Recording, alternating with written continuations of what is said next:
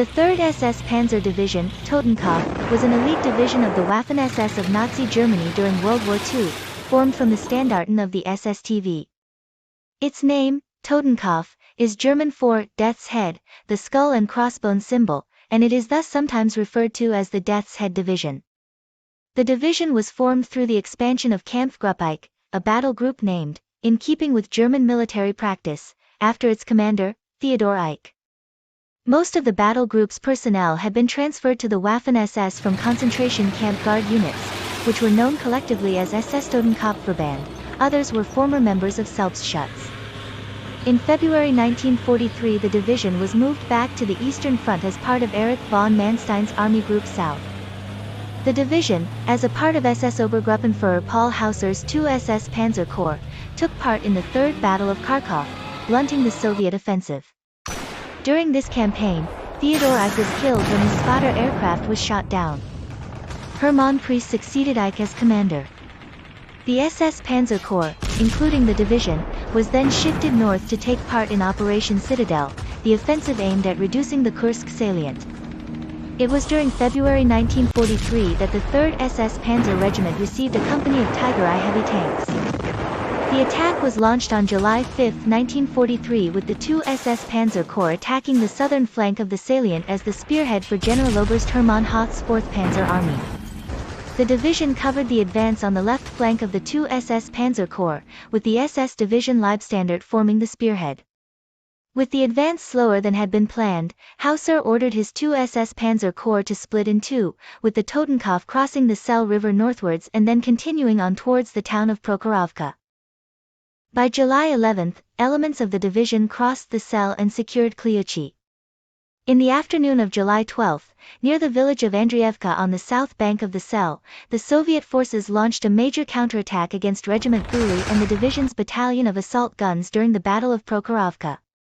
Elements of the division engaged lead units of the 5th Guards Tank Army, halting the Soviet advance and inflicting severe damage to the Soviet forces, but at the cost of the majority of the division's remaining operational tanks. While the 2 SS Panzer Corps had halted the Soviet counteroffensive, it had exhausted itself. Citadel was called off on July 13. Along with the SS Division Das Reich, the division was reassigned to General Karl Adolf Hollett's reformed 6th Army in southern Ukraine.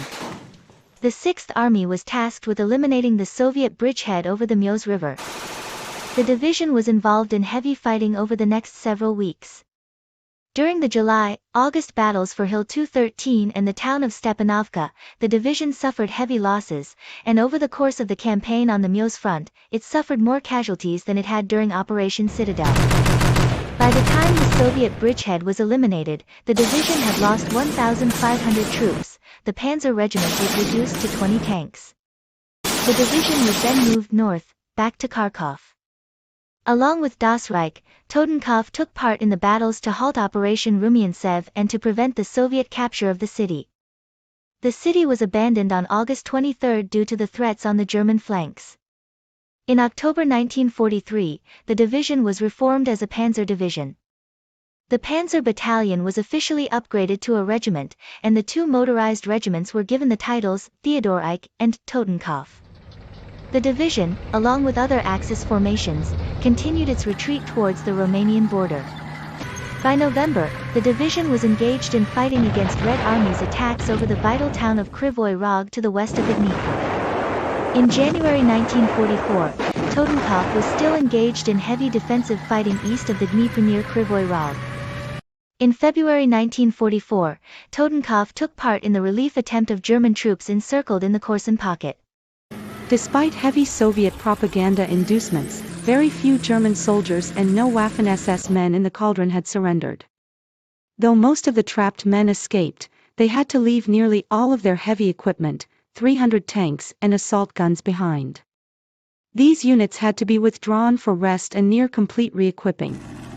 The escaped wounded were transported from collection points near Uman to rehabilitation areas and hospitals in Poland, and were then sent on leave to their hometowns. Both sides hailed the events at Korsun as a victory.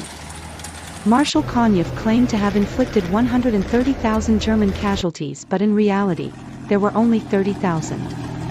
The Soviets lost 80,188 men and 728 tanks. Soviet historian Sergei Smirnov described the victory at Korsun as a Stalingrad on the Dnieper, and the victory was hailed as a culmination of Soviet armored strength against the ailing Wehrmacht.